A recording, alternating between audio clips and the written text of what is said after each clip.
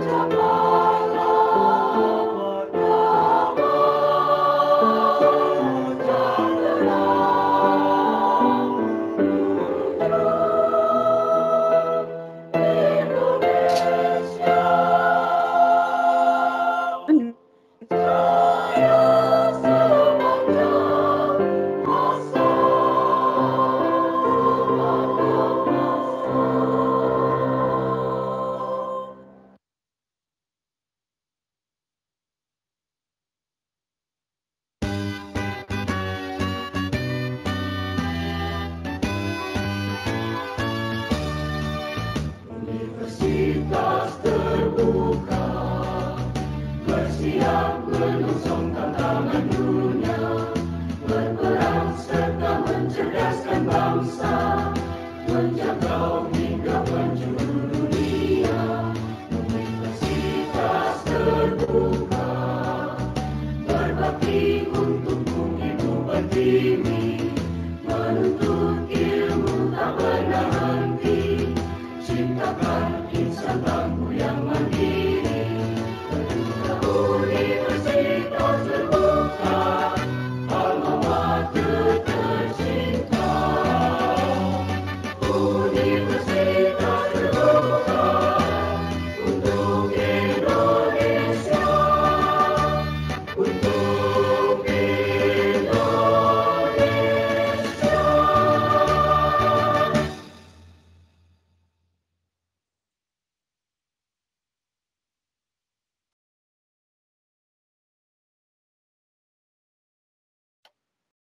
Baik Bapak dan Ibu, peserta dipersilakan duduk kembali atau menempati ruang virtual. Peserta yang kami hormati, selanjutnya sambutan Direktur UT Jayapura sekaligus membuka kegiatan webinar pada pagi hari ini kepada Bapak Dr. Andes Mulyadi MPD. Waktu dan jaringan disilakan.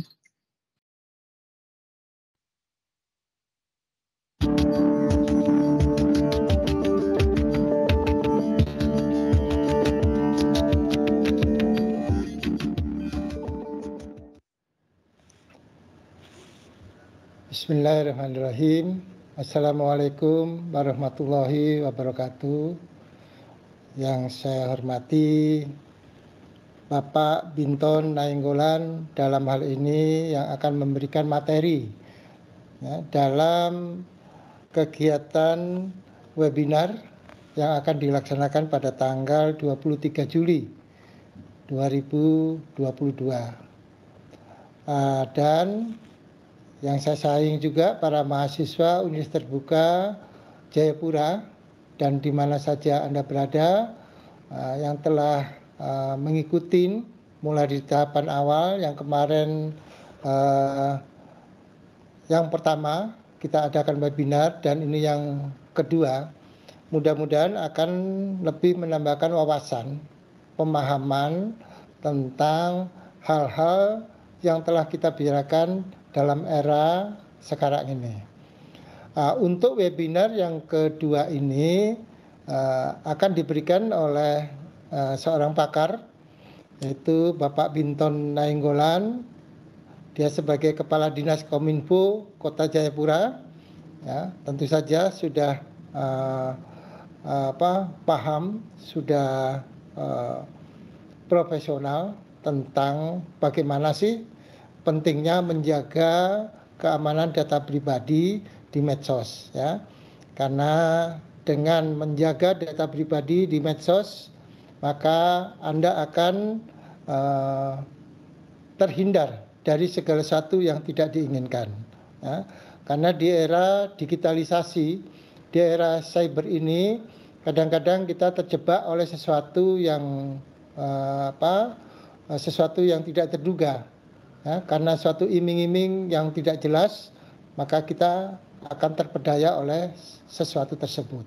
Oleh karena itu, dalam hal pentingnya menjaga keamanan, yaitu salah satunya misalnya memisahkan antara akun pribadi dengan akun publik.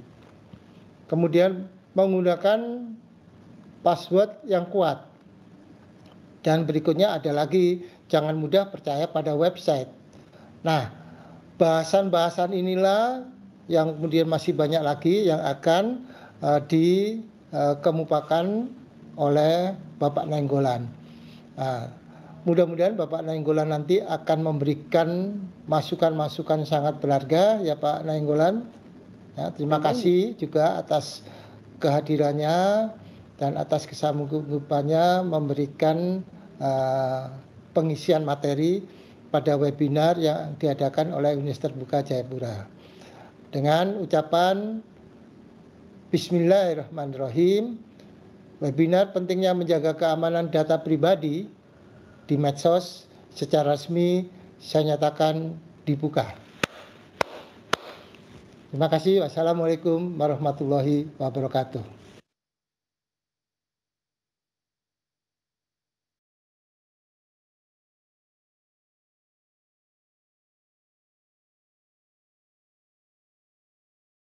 Baik, terima kasih Bapak Direktur UT Jayapura atas sambutannya. Keamanan menjaga data pribadi di media sosial sangatlah penting bagi kita yang kesehariannya mengakses media sosial di area publik dengan menggunakan WiFi gratis atau free WiFi.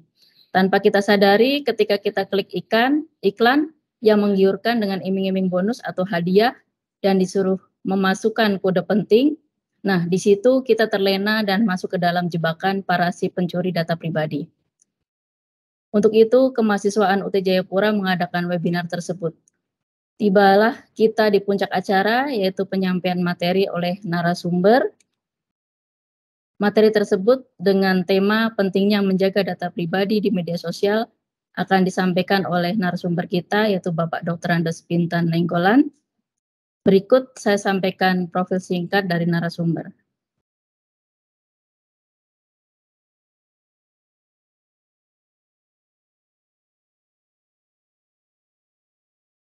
Baik, beliau Dr. Andes Bintan Nainggolan lahir di Irian Jaya tanggal 18 Juni 1965.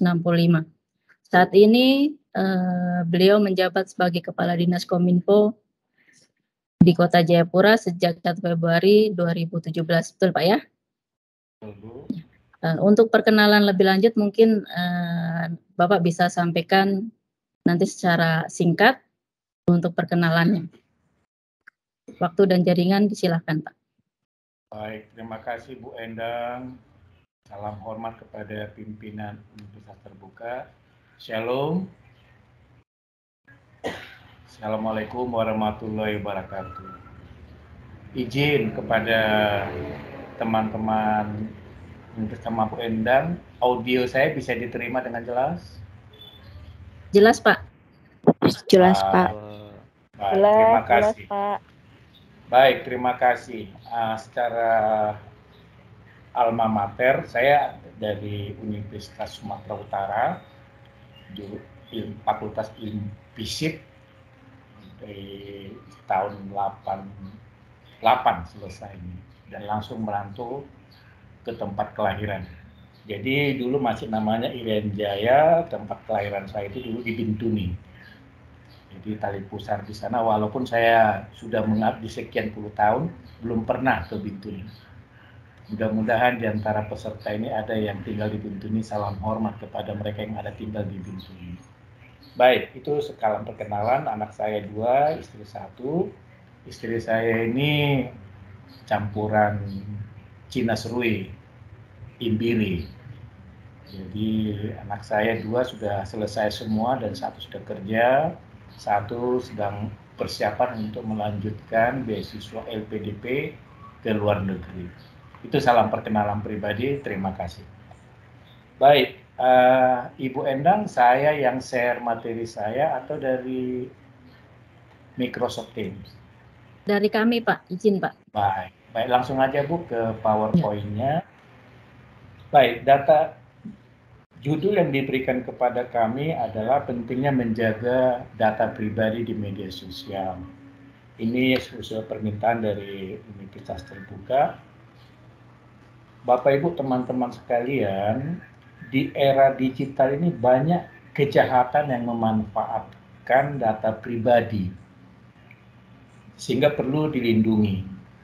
Namun banyak masyarakat belum paham, khususnya yang para milenial, kalangan anak-anak muda, bahwa data pribadi rawan disalahgunakan oleh pihak-pihak yang tidak bertanggung jawab. Jadi tantangan kita sebagai pengguna platform digital sebaiknya bisa melakukan perlindungan data diri kita maupun orang lain. Kalangan milenium itu senang sekali berbagi dan berinteraksi sehingga terkadang kita lupa ada orang yang memanfaatkan data dari kita. Ini kali biasanya kalau berdasarkan dari hasil data, ini kadang-kadang didominasi oleh kalangan secara gender, kalangan perempuan yang lebih senang berbagi informasi, berinteraksi sehingga lupa data pribadinya. Hal ini dikemukakan oleh Novi Kurnia, Koordinator Nasional Jaringan Pegiat Literasi Digital, hal tersebut. Kemudian lemahnya perlindungan data dini mengakibatkan maraknya kebocoran data.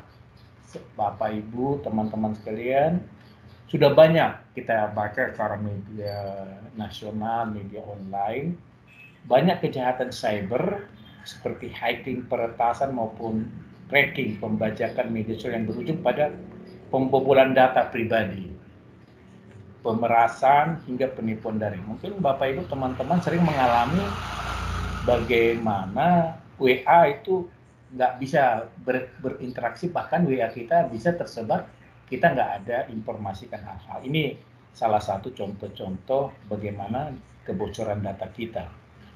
Dalam konteks sekarang ini, ada istilah yang boleh kita katakan, data pribadi itu adalah new oil. Jadi istilah new oil itu sepenggal-sepenggal, minyak-minyak baru tersendiri. Terkadang kita memberikan data nama lengkap dan nomor telepon. Ini salah satu contoh-contoh saja. Pada lain waktu, kita memberikan data alamat rumah dan email. Perpaduan data tersebut bisa disalahgunakan oleh pihak-pihak yang tidak bertanggung jawab, sehingga bisa menimbulkan masuk kita kepada kepentingan perbankan. Ini banyak hal yang sudah terjadi. Kita kemudian masuk kepada pengertian platform digital. Platform digital dapat diartikan sebagai sebuah tempat, wadah atau sarana yang memfasilitasi bertemunya para pihak untuk saling bertukar. Menurut Kamus Besar Bahasa Indonesia, secara ringkas, platform diartikan sebagai sebuah program atau rencana kerja.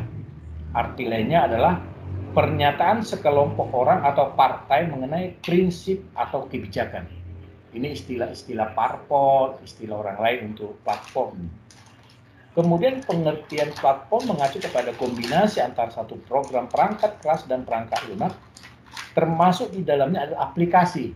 Ini sudah mengacu kepada platform digital. Karena kombinasi inilah suatu software bisa berjalan atau dioperasikan. Kemudian ada platform digital, ada sekumpulan aplikasi perangkat lunak yang berjalan secara digital. Nah, sebelum saya masuk ke dalam, saya ulang lagi, platform-platform ini pengertian-pengertian yang berkembang. Dari platform-platform sekarang ini berkembang, ini sudah mengarah kepada meta. Meta ini lebih tinggi lagi, lebih dinamis lagi untuk mengarah kepada hal yang lebih kuat. Bahkan sekarang sudah istilahnya ada metaverse. Semua ada beberapa platform media sosial seperti Instagram, Facebook. Mereka sudah memakai kata dasar untuk platform itu meta. Ini akan untuk persiapan berkembang sedemikian rupa. Itu untuk cikal bakal berkembangnya platform-platform digital ke depan. Kemudian ada lagi media sosial. Nah, sekarang ini media sosial ini orang bahkan milenium maupun ibu-ibu lebih secara gender tidak mau lagi keluar rumah. Mereka lebih senang pakai media, bagaimana bermedia dan secara sosial. Sering juga sebagai sosial media adalah platform digital yang memfasilitasi penggunanya untuk saling berkomunikasi atau membagikan konten berupa tulisan, foto, video, dan merupakan platform digital yang menyediakan fasilitas untuk melakukan aktivitas sosial bagi setiap penggunanya. Ini merupakan suatu warna perubahan sosial yang sangat mendasar pada zaman sekarang ini. Kalangan milenial tidak mau lagi keluar, tapi lebih senang itu di rumah dengan menggunakan platform-platform media sosial. Selanjutnya, bagaimana kita melihat mengenai perlindungan data pribadi sesuai dengan surat permintaan dari Universitas Terbuka.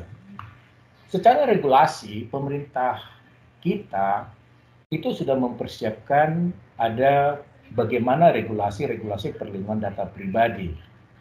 Nah, kami memulai dulu dari data pribadi secara regulasi dari kementerian maupun dari Undang-Undang Dasar 1945. Definisi data pribadi menurut peraturan Menteri Menkominfo pasal 1 ayat 1 angka 1 nomor 20 tahun 2016 tentang perlindungan data pribadi dalam sistem elektronik, yaitu tercantum dalam Permen Kominfo 20 2006 bahwa data pribadi adalah data perseorangan tertentu. Ingat, data perseorangan tertentu yang disimpan, dirawat, dan dijaga kebenarannya serta dilindungi kerahasiaannya. Ini sudah jelas Permen Kominfo bagaimana regulasi untuk menjaga kerahasiaan data pribadi. Kuat regulasinya. Sementara ada hak-hak privasi. Hak privasi ini secara universal kita semua memilikinya. Di mana definisi privasi menurut Kamus Besar Bahasa Indonesia dinyatakan sebagai privasi itu adalah kebebasan dan keleluasaan pribadi. Oleh karena itu dapat disimpulkan bahwa hak privasi adalah hak seseorang untuk memiliki kebebasan dan keleluasaan pribadi. Nah, di satu sisi kita mempunyai data pribadi, di satu sisi kita punya privasi. Nah, ini semua ada regulasi yang mendasarinya. Dasar yang lebih kuat terhadap untuk melindungi data pribadi dan sisi privasi itu di Undang-Undang Dasar 1945, pasal 28 huruf G ayat 1, yang menyebutkan setiap orang berhak atas perlindungan diri pribadi. Kuat sekali dalam Undang-Undang Dasar 1945. Setiap orang berhak atas perlindungan data pribadi, keluarga, kehormatan, ingat, kehormatan, martabat, dan harta benda yang di bawah kekuasaannya, serta berhak atas rasa aman, ingat, rasa aman, dan perlindungan dari ancaman ketakutan. Dari ancaman ketakutan untuk berbuat atau tidak berbuat sesuatu yang merupakan hak asasi. Ini merupakan hak asasi secara universal dan diakui dalam Undang-Undang Dasar 1945. Selanjutnya bagaimana kita lihat keterkaitan antara hak privasi, data pribadi, bagaimana keterkaitannya? Ini tidak bisa kita lepas. Di dalam pasal 26 ayat 1 Undang-Undang Nomor 11 Tahun 2008, sebagaimana telah diubah dengan Undang-Undang Nomor 19 Tahun 2019 tentang informasi dan transaksi elektronik, ditentukan oleh peraturan ini penggunaan setiap informasi melalui mana menyangkut data pribadi harus dilakukan atas persetujuan orang yang bersangkutan. Ingat, Bapak Ibu, teman-teman, kita diikat oleh undang-undang ini. Kadang-kadang kita dalam hal bermedia sosial nggak tahan di diri kita. Saya ada ini, tahu ini, ada saya tahu ini. Kita secara tidak sadar kita expose ke pengetahuan kita itu tanpa seizin daripada orang lain.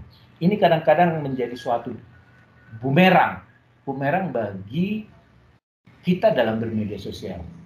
Maka dapat kita simpulkan bahwa keterkaitan antara data pribadi dengan hak privasi terletak pada hak dari seseorang untuk membuka atau menyebarkan data pribadi kepada sesuai kebebasan dan kita bisa expose dalam bermedia sosial, diizinkan.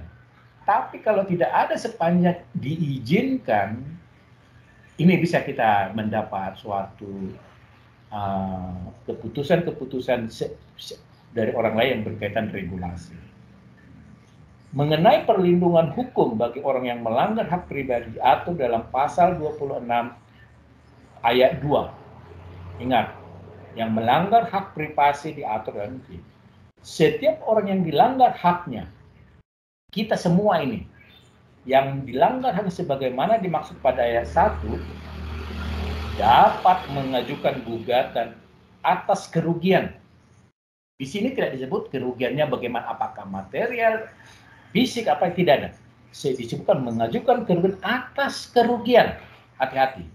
Yang ditimbulkan berdasarkan undang-undang. Undang-undang tidak menyebutkan apakah kerugian material, kerugian, tidak. Sepanjang itu kita merasa dirugikan, bisa diajukan gugatan ke pengadilan. Jadi hati-hati kalau bermedia sosial, khususnya kalangan milenial maupun setara gender. Berdasarkan ketentuan di atas, setiap orang merasa hak privasinya terganggu oleh dapat mengajukan gugatan ke pengadilan. Hak privasi yang memiliki unsur pidana menyatakan di dalam pasal 31 ayat 1, setiap orang dengan sengaja atau tanpa hak atau melawan hukum melakukan intersepsi atau penyadapan informasi elektronik atau dokumen elektronik dalam suatu komputer dan atau sistem tertentu milik orang lain. KPK saja pun tidak bisa sembarang untuk melakukan intersepsi atau penyadapan. Tidak bisa sembarang. Harus dilindungi oleh undang-undang yang khusus untuk mereka. Sehingga lebih canggih dari saksi pidana ini menyatakan bahwa setiap orang yang memenuhi unsur sebagaimana dimaksud pada pasal 31 ayat 1 atau ayat 2 dipidana dengan pidana penjara paling lambat 10 tahun. 10 tahun, kalau sekarang usia kita sudah kita 30, 40, waduh, bisa-bisa kita nggak bisa melihat anak cucu kita. Atau denda paling tinggi hampir 1 miliar 800 juta. Maka dapat disimpulkan bahwa keterkaitan antara data pribadi dan hak privasi terletak pada hak dari seseorang untuk membuka atau menyebarkan data pribadinya kepada pihak lain sesuai dengan kebebasan dari orang tersebut. Harus izin dari orang yang bersangkutan. Nah, sekarang bagaimana strateginya kita untuk menjaga data pribadi kita di era digital ini? Kita tadi sudah menyebutkan latar belakangnya, kami sudah menyebutkan bagaimana definisi sering terjadinya penyebaran itu melalui platform-platform media sosial. Kami sudah memberikan penjelasan, definisi, kemudian kami menjelaskan, memberikan suatu legalitas yang menjaga bagaimana data pribadi, bagaimana hak privasi ini ada keterikatan. Nah, sekarang kami memberikan solusi di antara sekian banyak strategi untuk bagaimana kita menjaga data pribadi di era digital. Desakan mengenai perlunya sejumlah aturan tentang perlindungan data pribadi pun disadari oleh pemerintah. Pemerintah menyadari ini. Dan bahkan data undang-undang sekarang ini berkembang terus. Di sini dituntut juga pemerintah bagaimana mengupdate regulasi yang ada. Sebenarnya sudah terdapat sejumlah aturan perlindungan data pribadi yang telah dibentuk oleh pemerintah. Tapi sejauh ini masih bersifat umum seperti Peraturan Menteri Kominfo nomor 20 tahun 2016 mengenai perlindungan data pribadi dalam sistem elektronik yang berlaku sejak Desember 2016. Bapak Ibu teman-teman sekalian, 2016 ini belum ada kita mengenal namanya Meta atau Metaverse. Tapi sekarang ini berkembang sedemikian rupa. Sehingga Metaverse ini sudah sedemikian maju pesatnya, tapi perangkat regulasi ini yang perlu kita update sesuai dengan zaman perkembangan IT sekarang ini. Selain itu, perlindungan data pribadi juga bisa dimulai dari diri sendiri. Saran dari kami, yang lebih kuat kita menjaga data pribadi adalah pribadi kita sendiri.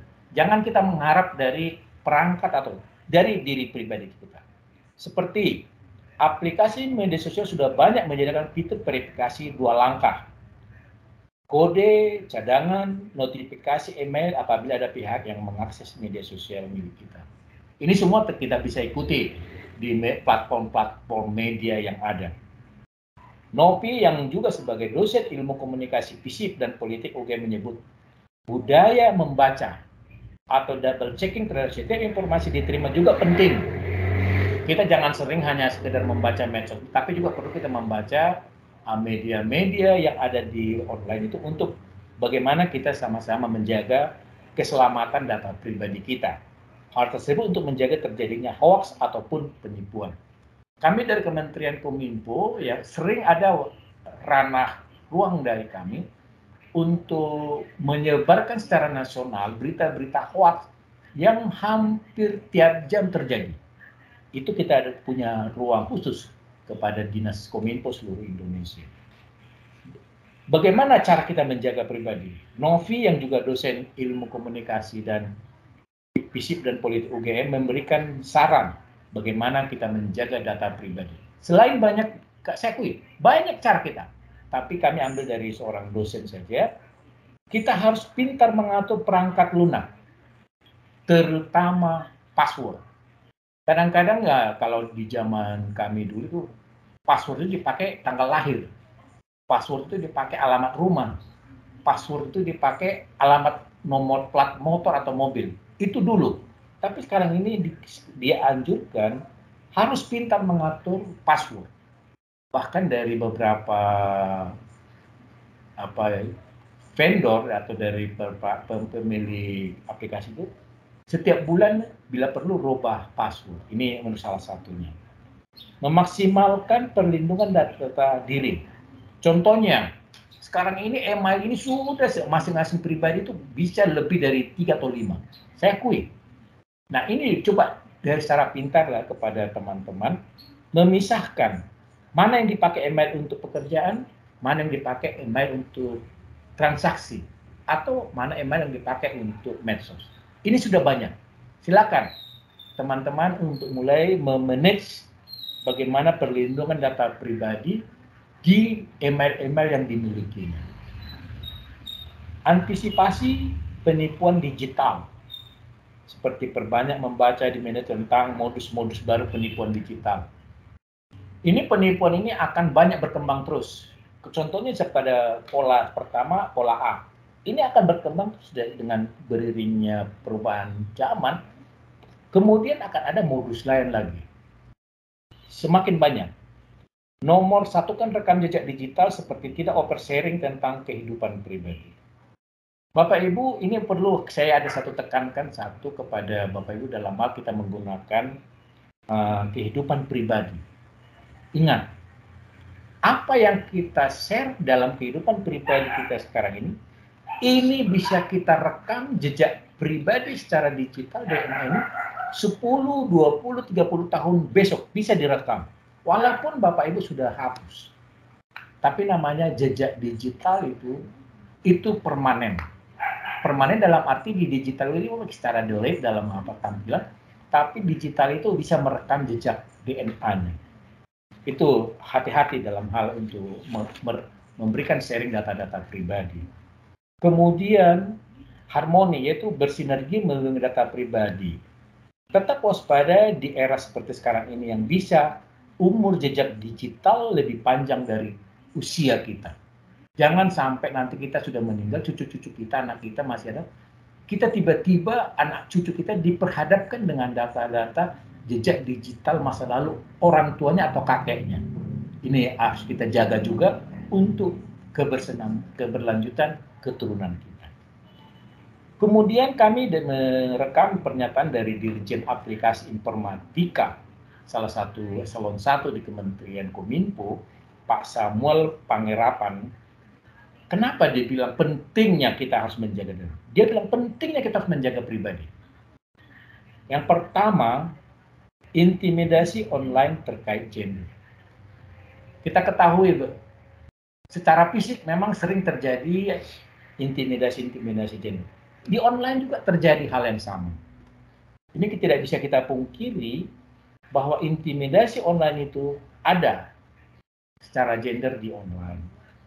Kemudian, mencegah penyalahgunaan data pribadi oleh pihak yang tidak bertanggung jawab. Ini lebih banyak bermain di ranah-ranah politik. Lawan politik kita, lawan bisnis kita, sering memanfaatkan melalui data pribadi yang ada di online kita. Ini sangat banyak terjadi. Bahkan menjadi suatu sebagai sarana senjata tertutup untuk menyerang kita di masa depan. Ini merupakan hal yang suatu hukum rimba di dunia politik maupun dunia bisnis. Ini tidak bisa dipungkiri. Kemudian menjauhi potensi penipuan lebih perbankan, lebih menyolok sekali. Kemudian menghindari potensi pencemaran nama baik.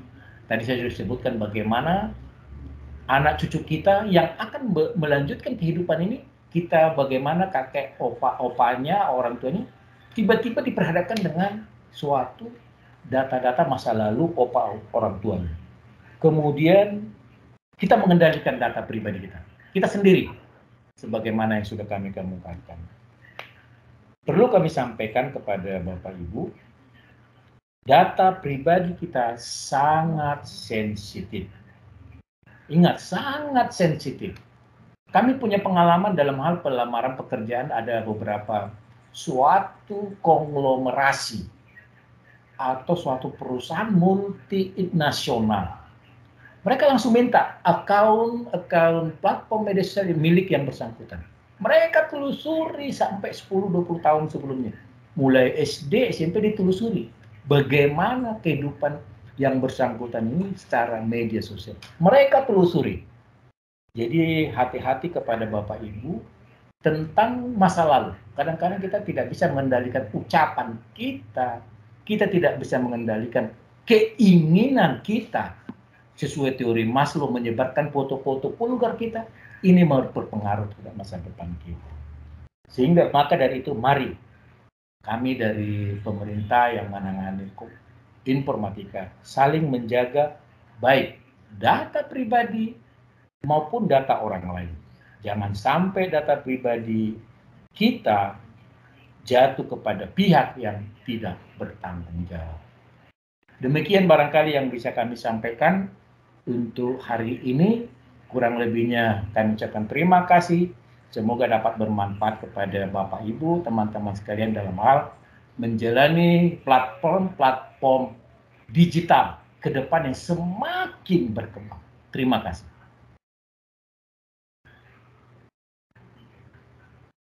Baik, terima kasih Pak narasumber Pak Binton Nainggolan. Kita berikan aplaus untuk beliau. Jadi intinya dimulai dari diri sendiri dulu ya Pak ya, untuk mengamankan data pribadi kita. Apalagi sekarang di medsos kebiasaan kita untuk men-share kegiatan-kegiatan kita tanpa kita sadari data atau dokumen kita terekam di digitalisasi. Baik, Bapak Ibu peserta webinar yang ingin menyampaikan pertanyaan, dapat mengetik pertanyaannya di kolom chat dengan format nama, asal pokja dan pertanyaan, atau langsung raise hand dengan mengaktifkan fitur raise hand-nya dan membuka video serta unmute. Dipersilahkan. Ada yang mau bertanya?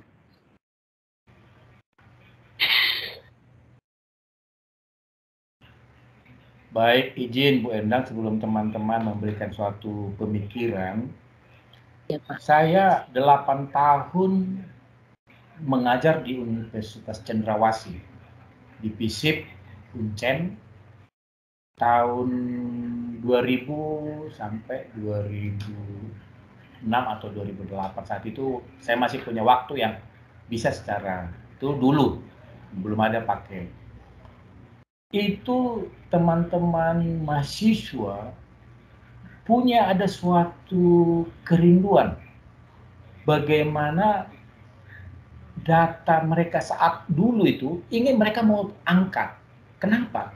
Karena sampai sekarang ini sudah banyak itu yang mahasiswa-mahasiswa itu sudah ada yang anggota DPR, ada yang wali kota, bupati, ada pejabat. Itu mereka merasakan suatu ada kebutuhan. Suatu kebutuhan dari mereka itu untuk mengaktualisasikan ini loh. Itu makanya kalau sistem reuni-reuni yang ada dulu itu salah satu wujud. Salah satu wujud gimana? Ingin mengaktualisasikan diri. Padahal saat itu belum ada secara digital untuk merekam. Dan ini bisa kita lihat. Mungkin Bu Endang atau teman-teman ini bisa melihat juga. Reuni angkatan ini sekian. Ini merupakan satu aplikasi, suatu kebutuhan. Nah, tapi jangan sampai itu tadi karena kebutuhan ini bisa menjadi aktualisasi, saling berkomunikasi. Itu tambahan-tambahan kami. Baik, terima kasih Bapak. Yang mau bertanya silakan.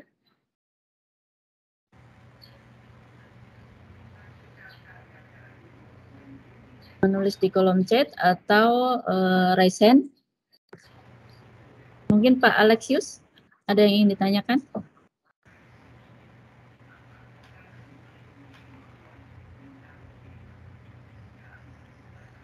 Ada tambahan Bu Endang kepada teman-teman sekalian mengenai perusahaan multinasional atau konglomerasi yang sudah sedemikian rupa dalam perekrutan tenaga. Ini pengalaman kami, Bu, dan pengalaman kami juga dalam hal untuk universitas yang sedemikian rupa di luar negeri. Mereka itu menelusuri account platform media sosial. Itu telusuri. Biarpun kita sudah delete permanen di aplikasi kita. Delete, hapus sudah. Tapi jangan harap itu hilang secara DNA. Jangan harap, karena itu kalau perusahaan multinasional ingin mengetahui siapa yang bersangkutan ini. Ingin mengetahui siapa yang bersangkutan ini. Makanya dalam hal kita menyebarkan informasi data pribadi, teman kita tanpa seizin, mereka kan lihat orang ini senang nggak menyebarkan informasi. Ini penilaian. Kalau memang sudah sampai kayak gitu, itu kondisi kita bisa menjadi suatu poin kepada suatu perusahaan multinasional dalam jejak karir kita ke depannya. Mungkin kita diterima, tapi jejak karir kita ini menjadi salah satu poin. Ini kami terima dari beberapa CEO perusahaan-perusahaan yang merupakan kalau kita tukar pikiran bagaimana mengkaderkan kepemimpinan seseorang ke depan.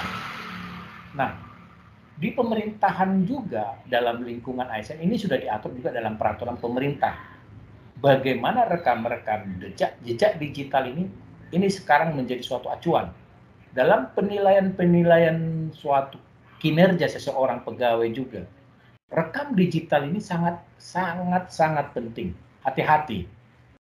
Hati-hati sehingga ada istilahnya penilaian kepemimpinan bagaimana seseorang itu dalam hal kehidupan sehari-harinya maupun dalam bernegara maupun berkomunikasi atasan bawahan. Ini juga sudah merupakan suatu kebutuhan dalam kehidupan yang semakin meningkat hari ini. Demikian tambahan Bu Endang. Kalau memang ada yang lain silakan. Izin Pak, ada pertanyaan di kolom chat, saya bacakan aja Pak ya. Iya. Dari Sarah Rimosan dari Jayapura.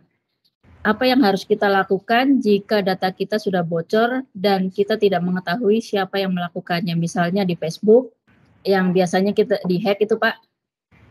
Itu bagaimana yang harus kita lakukan? Silakan Pak. Memang kalau kalau kerugian itu negatif, itu bisa kita ajukan bisa kita ajukan secara unsur kepidanaan. Tapi kalau kami di Dinas Kominfo, peralatan kami masih terbatas, tapi di Polda, peralatan mereka bisa merekam jejak, melihat alur distribusi suatu pesan yang masuk ke Facebook itu. Bisa mereka rekam alurnya. Sehingga kalau memang merasa ada bocoran data yang merugikan pribadi tadi, merugikan itu bukan hanya fisik, ada merugikan hanya bisa melapor ke kepolisian, karena di kepolisian di Polda itu ada namanya Direktorat Cyber, bisa mereka telusuri sumber postingan yang ke Facebook itu, bisa dilihat secara detail alurnya dari mana, bisa. Tapi kami di Dinas Kominfo masih perangkat kami sederhana, tapi secara proses bisnis dalam digital itu bisa dilihat, ditelusuri. Sehingga kadang secara nasional itu gampang sekali carinya, gampang sekali. Contohnya account yang diretas ini di Jakarta, tapi peretasnya itu di Batam, bisa. Jadi nggak mengenal wilayah. Demikian, bahkan di luar negeri bisa dikejar. Kalau nanti bekerja sama dengan Badan Cyber Internasional. Saya kira gitu, Bu.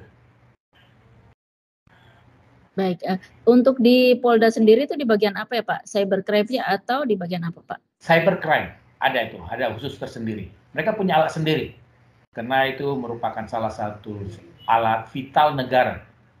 Jadi itu bisa, ini berkolaborasi ke Mabes Polri, berkolaborasi juga ke badan internasional sehingga bisa ditelusuri.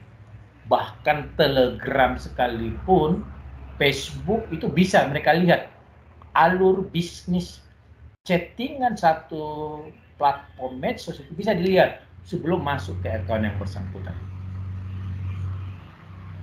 Baik, sudah cukup jelas ya, Pak Sarah? Mungkin ada pertanyaan lain?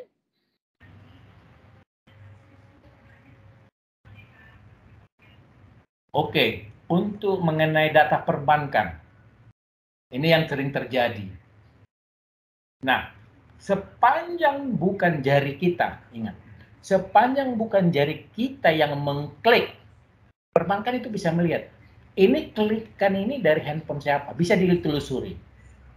Sepanjang itu, hati-hati juga handphone, karena handphone ini transaksi bank sekarang ini sudah sedemikian familiar. Sudah familiar. Kalau itu tidak dari handphone kita yang kita lindungi, itu bisa kita komplain ke bank, minta ganti rugi, itu dilayani secara kerugian fisik. Dan kemudian akun-akun yang sudah bocor itu minta ke bank, robah sandi semua. Hati-hati memberikan nama orang tua ibu kandung sendiri. Hati-hati, ibu kandung. Karena perbankan sangat sensitif sekali kalau meminta nama ibu kandung. Kepada kita juga sekalian untuk perbankan, demikian juga. Kalau sudah bocor, contohnya di perbankan, tapi secara finansial, sepanjang itu tidak dari jari kita ya, masih bisa dikomplain dan ada ganti rugi.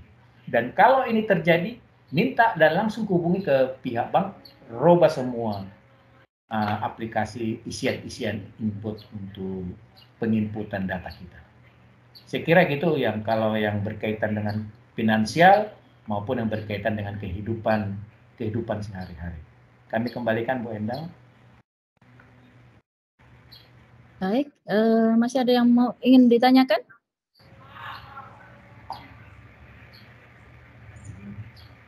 Ada, saya bacakan lagi Pak, ada yang bertanya. Dari Winda Aprialna, Jayapura. Sekarang maraknya jual beli online Pak. Pertanyaannya, seseorang penjual bisa mengupload foto pembeli yang dibilang PHP atau dengan kata lain tidak jadi membeli barang tersebut. Itu kena pasal berapa Pak?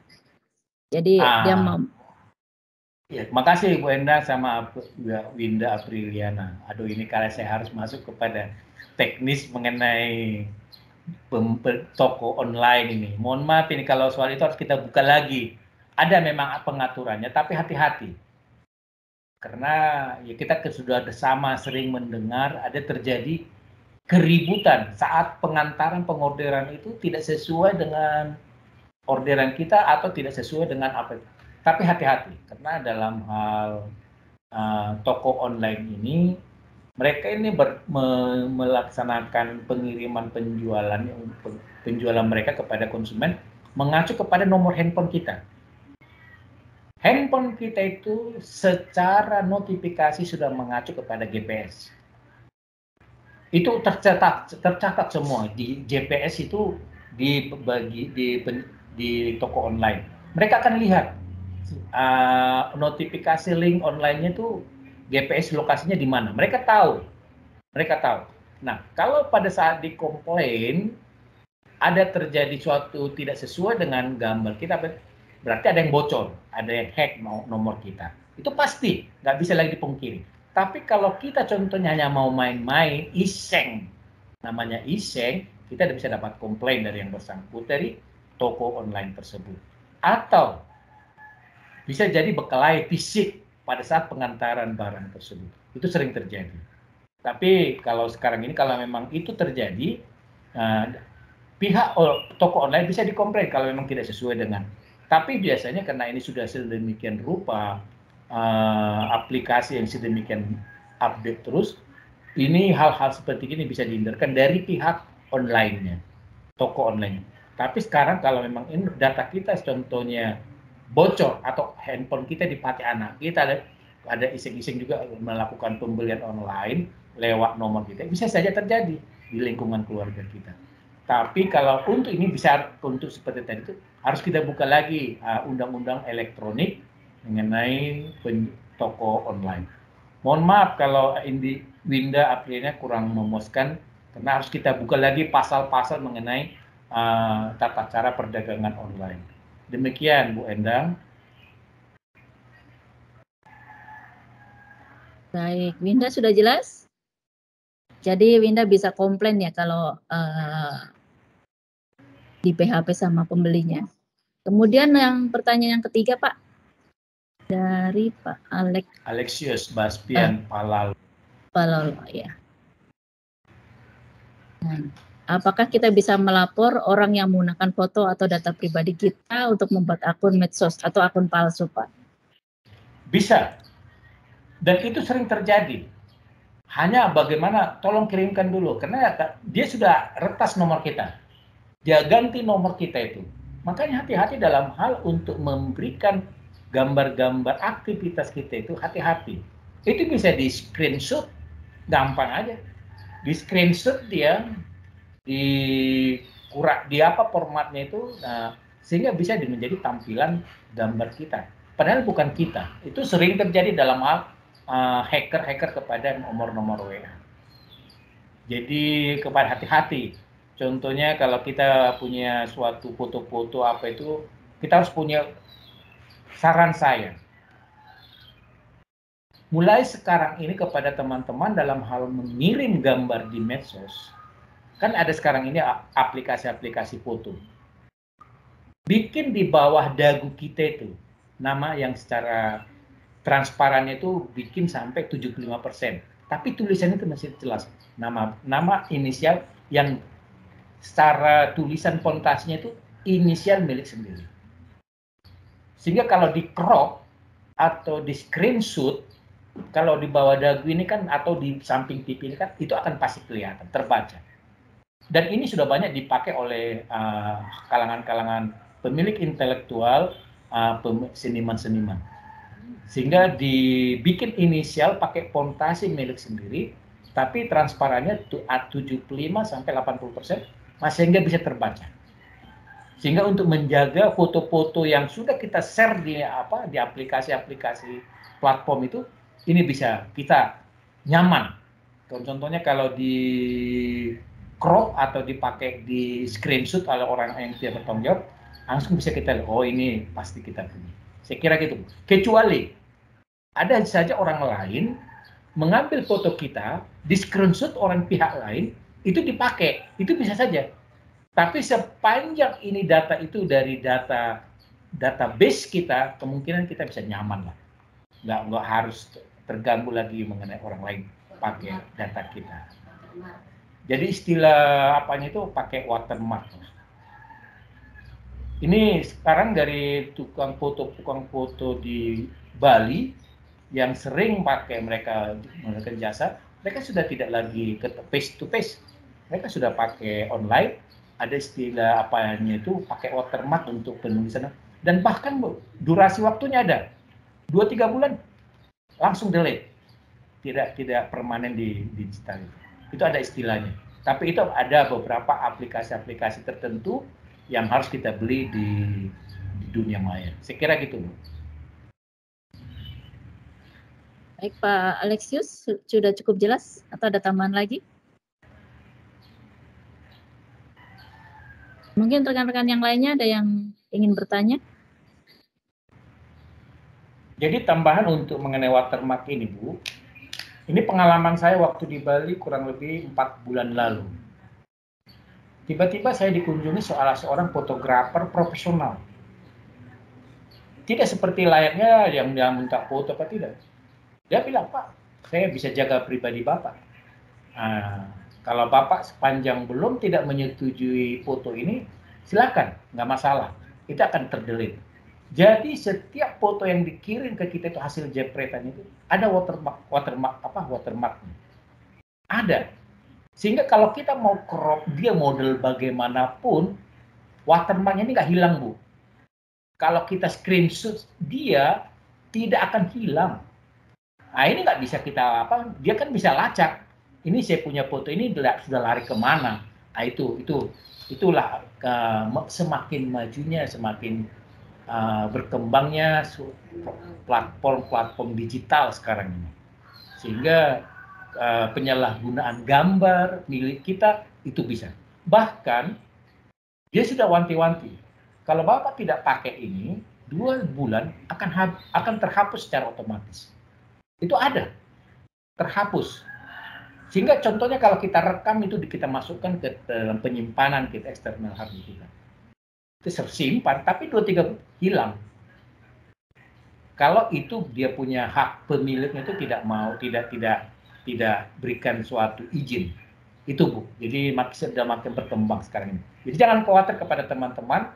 Contohnya bagaimana data foto-foto kita itu silakan bisa share, tapi dengan catatan pakai watermark atau pakai tulisan-tulisan yang kita tempatkan di mana tidak mengganggu eksistensi foto kita itu, bikin transparansinya 70 atau 80%, tapi masih bisa terbaca kontasi kita itu. Begitu Bu Endang, teman-teman sekalian. Oh iya Pak, kayak yang WhatsApp sekarang itu ya Pak ya, pengiriman itu kan ada yang teknologi baru Pak ya, pengiriman gambar hanya bisa diakses 1 kali itu ya Pak ya. Jadi pada bukan hanya gambar, suatu dokumen juga berkali-kali itu bisa diterbaca. Kita nggak bisa lagi kirim ini contohnya kepada 2 atau 3 akun, cukup 1 akun. Itu bukan hanya itu saja. Jadi untuk menjaga itu. Jadi gambar itu memang juga agak sensitif sekarang ini. Kadang-kadang itu ada seorang fotografer profesional, dia tidak izinkan untuk kita share. Kepada kita saja dia kirim. Itu bisa. Kayak yang fotografer profesional itu. Tapi itu aplikasinya itu berbayar Bu. Harus kita beli. Iya Pak, betul Pak. Kebanyakan berbayar Pak. Kalau Iya. Baik Bu. Masih ada yang ingin bertanya? Nah, bagaimana sekarang ini platform-platform ini bisa menjadi sumber pencarian? Kalangan anak-anak muda milenial, dan kami sudah lihat sekarang ini, mereka itu bisa punya penghasilan besar. Punya penghasilan yang sangat besar dari banyak sekarang ini mereka ini petualang-petualang baru. Mereka foto itu dimanapun dia foto. Ini menjadi suatu sumber pencarian. Bahkan ada aplikasi-aplikasi bisa dia foto dari berbagai macam tempat dan harganya fantastis dan berlaku secara internasional. Ini motivasi kepada anak-anak muda bagaimana untuk mulai menggeluti mendalami platform-platform digital. Kedepannya ini akan berkembang dan merupakan sumber mata pencaharian. Tambahan dari saya.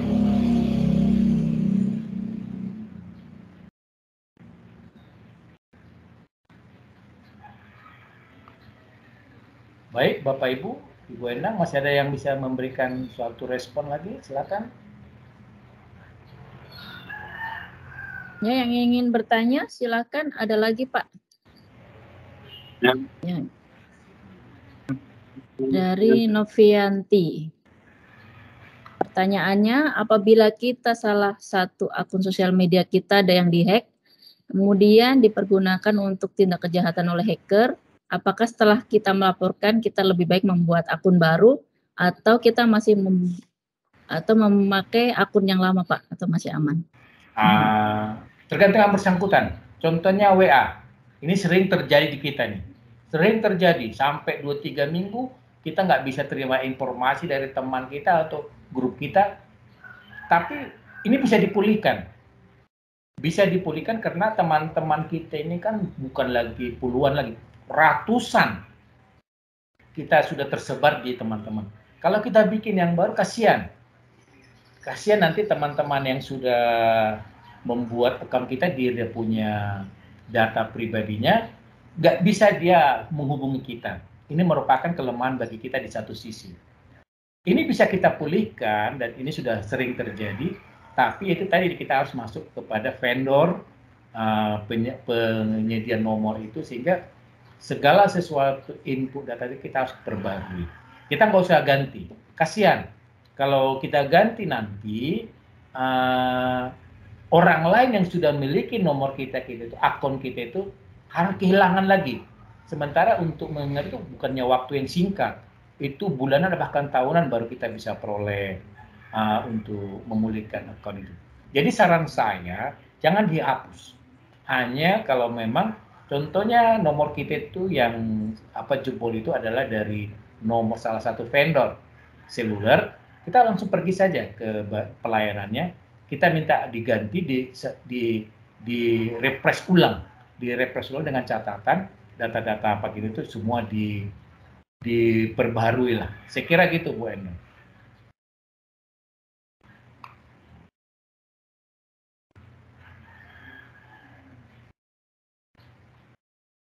Baik Pak. Pak, kalau kita yang tadi sudah kita di hacker di media sosial, kemudian dia kan biasanya ada kena keuangannya. Maksudnya kita suruh transfer Pak ya, transfer dana gitu. Nah, untuk pengembalian dananya itu apakah kita bisa lacak secara langsung atau bagaimana Pak? Berapa lama Pak? Nah, kalau pelacakan ini itu tadi, karena nomor yang masuk ke itu bukan melalui bank. Kita harus pisahkan dia. Ke pebobolnya apa kita itu lewat medsos atau melewat bank. Kalau melewat medsos, mungkin ya sudah kita apa boleh buat, kita kerugian dari kita karena itu tadi kita nggak bisa menjaga data pribadi di medsos. Tapi kalau lewat perbankan, kita lihat apakah jari kita yang mengklik. Kalau jari kita yang mengklik, perbankan akan telusuri dari di mana. Tapi kalau bukan jari kita yang mengklik, akan penggantian. Akan ada penggantian. Dan ini sudah saya alami sendiri. Dan diganti utuh. Sepanjang bukan jari kita yang mengklik untuk transaksi perbankannya. Saya kira gitu. Oke, pertanyaan lain. Dari Selvina. Dari Biak Pak. Bagaimana kita menangani akun kita yang diduakan atau digandakan oleh orang lain? Silakan Pak. Baik, sekarang kalau mengenai Facebook tadi itu ya jujur aja itu harus kita bagaimana ya, kita pertama kita rubah apa semuanya, semua aplikasinya kita lihat dulu apakah yang dia itu betul-betul masuk ke kita punya account. Kita lihat kalau memang masuk, sandi-sandi itu masih bisa nggak kita rubah, selamatkan. Karena kasihan kalau Facebook kita orang sudah banyak yang tiba-tiba lagi langsung kita bikin baru kan orang kehilangan komunikasi. Kalau memang udah double, lihat ini double ini dari mana. Jadi bisa ditelusuri. Karena untuk pelayanan manual Facebook di Jayapura ini kita harus pergi ke Jakarta. Nggak mungkin kan? Nah, terpaksa ya kita lihat akun yang double itu mana yang sebenarnya asli kita itu sesuai dengan input password kita yang kita sesuai. Kalau memang kita lihat dia ada tidak sesuai dengan kita, ya sudah, kita langsung perkuat aja keamanan kita punya itu. Yang lainnya itu langsung robah biar aja, kita langsung robah update status kita semua di dalam media sosial itu. Saya kira gitu Bu Endang. Memang kalau double gitu memang ya itu tadi yang seperti pertanyaan sebelumnya, foto kita dipakai akhirnya dipakai untuk juga medsos kita. Itu bisa saja. Kita mana yang asli yang kita punya, kita pakai aja. Tapi hati-hati kalau di dalam medsos itu jangan sekali-sekali kita share yang berkaitan data-data kita yang berkaitan perbankan.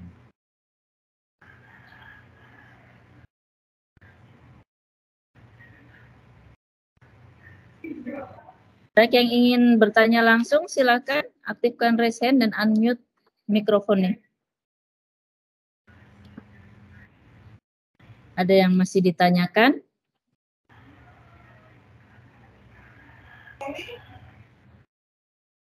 Karena perlindungan data pribadi di medsos itu sangat penting. Jangan sampai rekan-rekan mahasiswa yang biasanya ini kenapa nama saya sudah dipakai oleh orang lain, kenapa akun saya sudah dipakai orang lain. Nah, silakan bertanya mumpung ada Bapak Binton selaku Kadis Kominfo yang ingin menjelaskan. Ada satu barangkali yang perlu kita nggak tahu jalan garis tangan ini para mahasiswa ini nanti 10 tahun ke depan jadi anggota DPR, calon bupati atau wakil bupati, itu kita nggak bisa pungkiri. Hati-hati sekarang ini dalam bermedsos. Hati-hati. Karena itu bisa dipakai oleh orang lain, ya itu tadi saya bilang. Kita nggak tahu, masih muda-muda sekarang ini, mahasiswa masih muda. Seperti yang saya bilang tadi itu.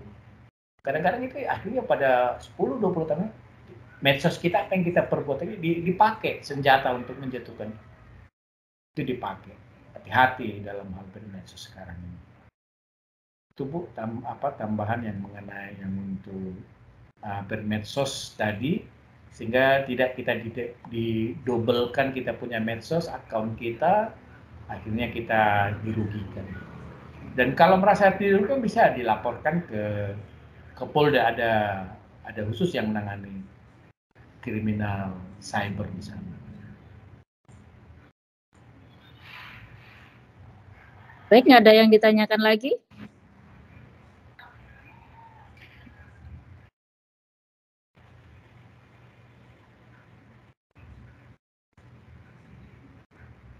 Kita masih menunggu Pak pertanyaan berikutnya.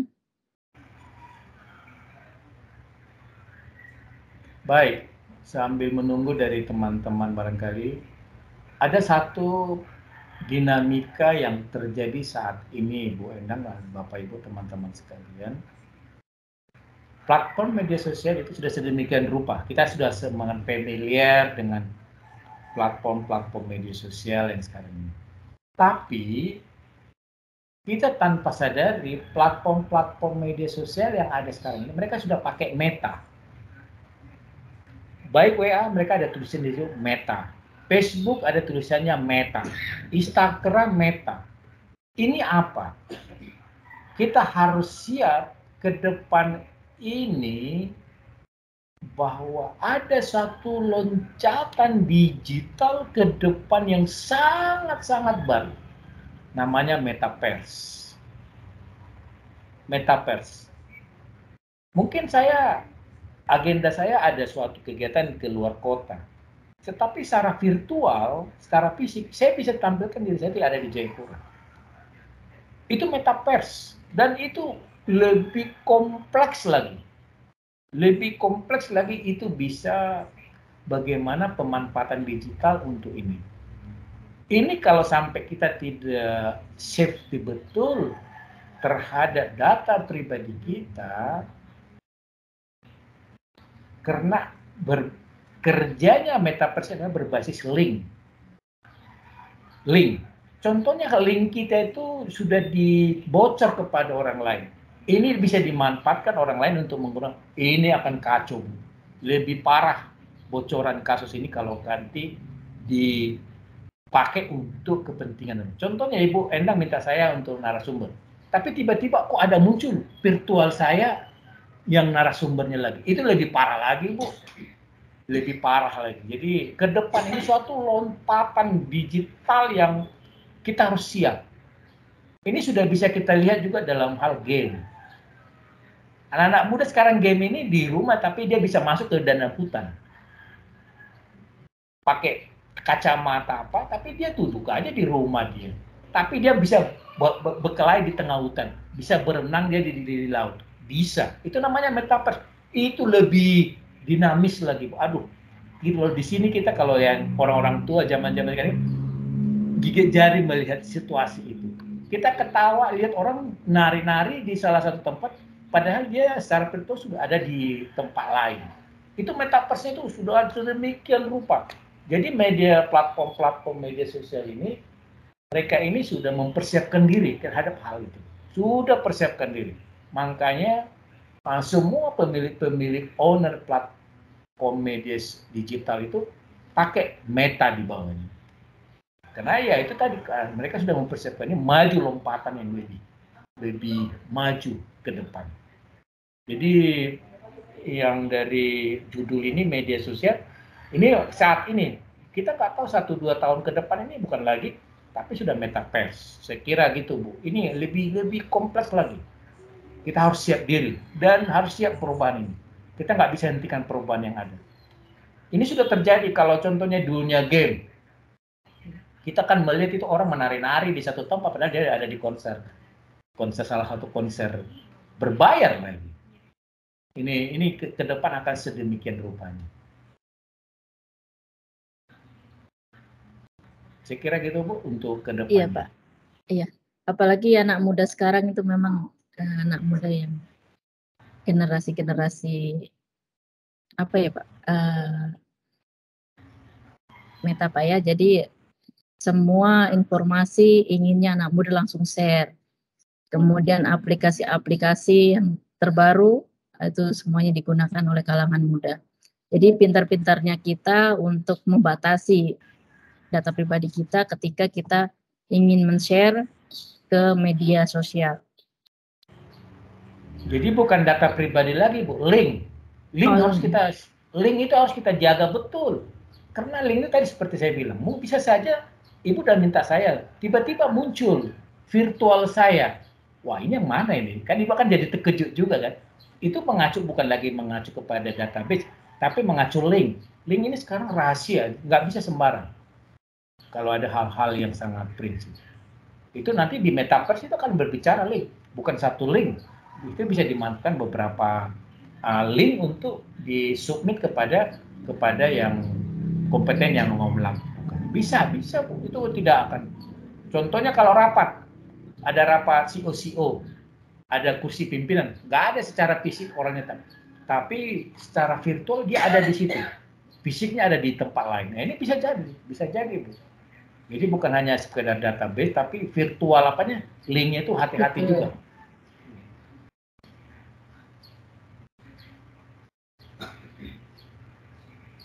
Masih ada yang ingin bertanya?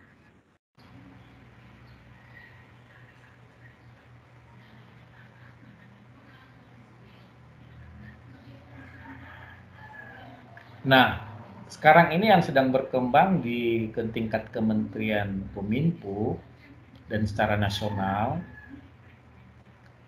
Pak Menteri Kominfo lewat Dirjen sudah memberikan deadline. Beberapa platform digital harus yang namanya platform sistem elektronik, PSE. Sekarang ini lagi hangat ini.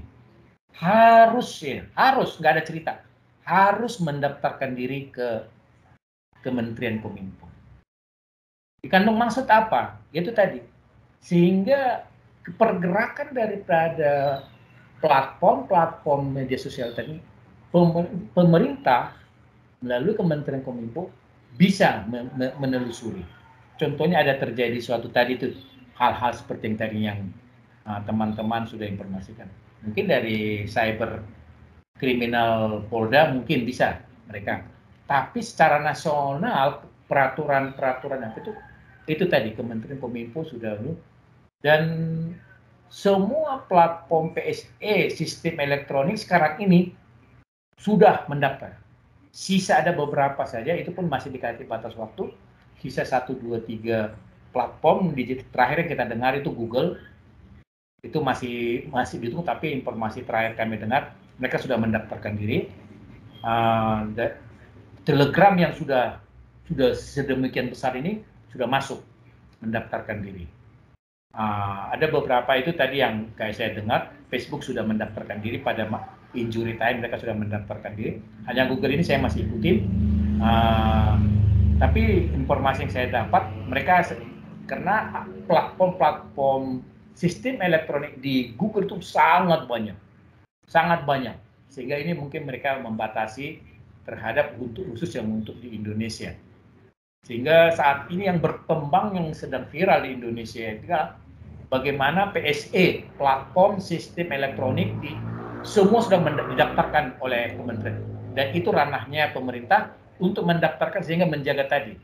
Jangan sampai itu tadi ada hal-hal yang dari platform digital tadi itu yang untuk ke medsos itu banyak hal-hal yang tadi kita tidak inginkan sehingga bisa diatasi. Jadi ini sudah sedang rame-ramenya Bu, orang semua memberikan pemikiran-pemikiran. Karena ada beberapa juga yang media-media nasional seperti CNN, ini bagaimana? Karena ini mereka juga platform sistem elektronik. Ada beberapa pemberitaan-pemberitaan yang masuk dalam ranah-ranah media sosial. Ini juga.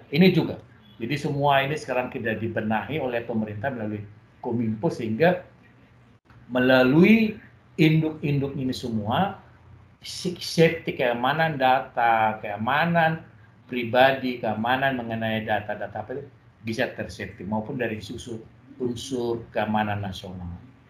Semakin meluas untuk unsur keamanan nasional.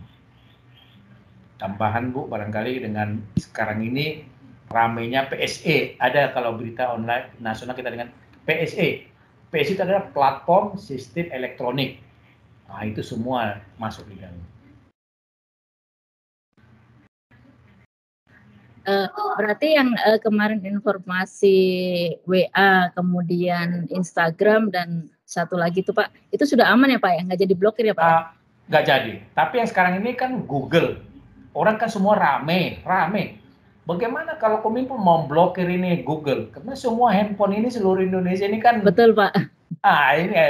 Tapi nggak apa-apa.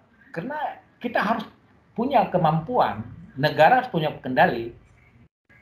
Nanti secara dilihat, dan ada peraturan statement terus, kita beri peringatan pertama kepada Google, sehingga mereka harus karena handphone kita ini semua tergantung pada Google. Gmail semua itu ada di Google. Handphone bisa kalau Google ditutup, ya itu tadi. Ini sudah, dan semua sudah masuk untuk mendaftar di Kementerian Kominfo. Hanya 1-2 itu, tapi saya dengar ini Google sudah dalam proses pendaftaran kalau nggak salah saat ini. Siap Pak. Baik, kalau tidak ada pertanyaan lagi, saya berikan closing statement dari narasumber. Pak, silahkan Pak. Baik, terima kasih Bu Endang yang kami hormati, pimpinan Universitas Terbuka dan teman-teman mahasiswa Universitas Terbuka di seluruh dimanapun berada lewat jaringan ini. Singkat saja dari kami, data pribadi itu pribadi punya, cukup pribadi. Kalaupun mau di-share, harus kita pintar-pintar siapa yang mau kita berikan share-nya. Jangan sampai disalahgunakan. Itu saja statement closing dari kami, Bu. Terima kasih kepada Universitas Terbuka yang beri kesempatan bagi kami untuk sama-sama berbagi ilmu kepada teman-teman mahasiswa Universitas Terbuka yang sudah ikut dalam jaringan ini. Kurang lebih ada 21 account yang saya lihat yang sudah masuk. Hormat dan sukses kepada teman-teman untuk melanjutkan studinya, sehingga apa yang diharapkan, dirindukan bisa tercapai. Demikian, terima kasih. Baik, terima kasih kepada narasumber. Selanjutnya, penyerahan sertifikat secara virtual kepada panitia, bisa di-share.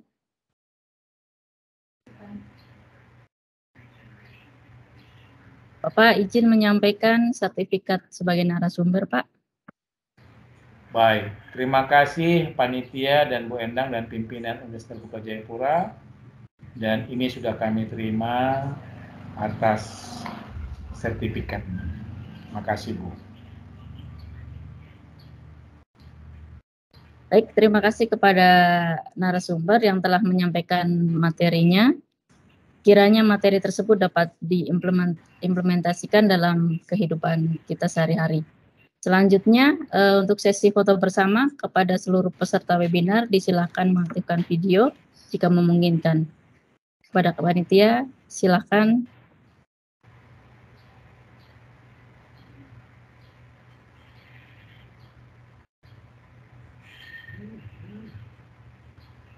Dihitung ya, Mas Rama.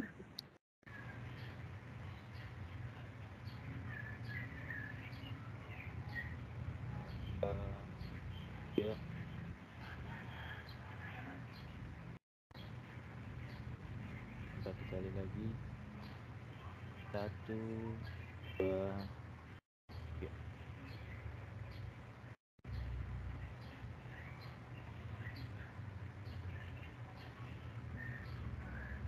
Sudah, panitia? Sudah, Bu. Oke, sudah. Demikian webinar kemahasiswaan UT Jayapura Series 2. Sampai bertemu di kegiatan webinar kemahasiswaan UT Jayapura lainnya.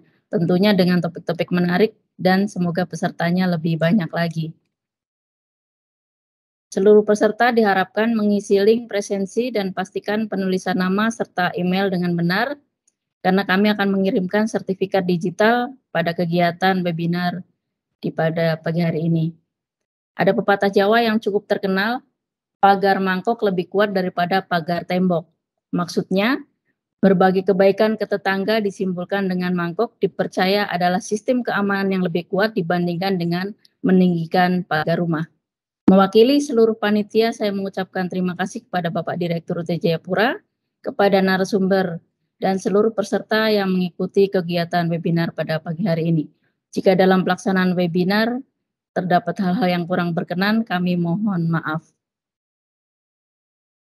Burung Irian, Burung Cendrawasih, cukup sekian dan terima kasih. Saya akhiri. Wassalamualaikum warahmatullahi wabarakatuh. Shalom, Om Shanti Shanti Om, Namo Buddhaya. Salam kebajikan, Rahayu. Terima kasih. Terima kasih. Terima kasih, Bu, Pak. Bapak. Ya, kami ingatkan kembali link presensi akan kami tutup pada pukul 1 siang. Terima kasih. Terima kasih. Silakan mengisi link presensinya.